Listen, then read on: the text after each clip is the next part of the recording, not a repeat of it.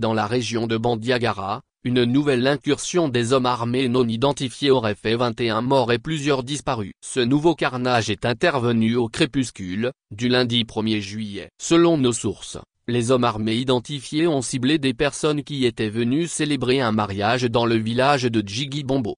Les mêmes sources soutiennent que les assaillants ont été confrontés à la résistance des chasseurs d'oiseaux traditionnels qu'ils ont vite défaite avant de s'en prendre à la vie des civils. Les coups de feu ont commencé dans le village avec l'arrivée des chasseurs. La confrontation a créé une confusion totale. Nous avons recensé 21 morts dont des chasseurs et plusieurs portés disparus, a déclaré une source locale, ajoutant que la plupart des victimes sont les personnes qui participaient au mariage.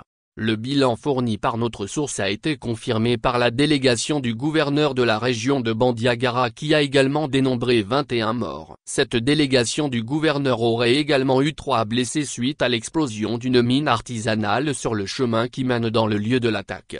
Cette nouvelle expédition meurtrière contre les populations civiles du village de Djigibombo intervient à quelques jours après celle du village de Teguru, tous dans la région de Bandiagara. Les 2 attaques en espace de 10 jours ont fait 25 morts. Les incursions des assaillants contre les populations civiles sont devenues le quotidien dans le centre du Mali, obligeant de nombreuses personnes à se déplacer vers les localités plus sécurisées.